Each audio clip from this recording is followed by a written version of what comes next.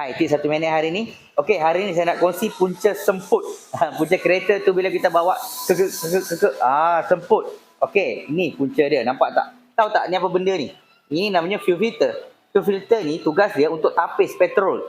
Okey, kalau dia sumbat, agak-agak petrol boleh lalu tak dalam ni? Boleh. Mungkin sangkut-sangkut. Sebab tu dia jadi semput.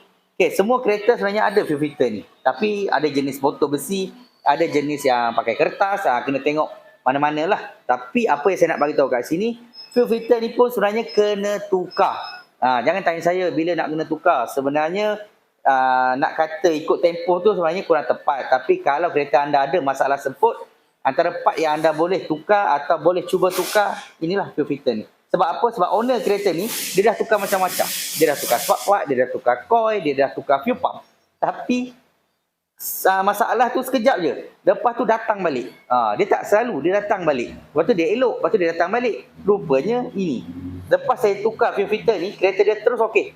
Tak ada semput dah, tak ada datang balik dah, terus hilang je. So sekarang owner pun dah happy dah. So kalau kereta anda ada masalah, boleh bawa datang ke Fizi Motorsport Sunway Post. Dapat hari ni settle.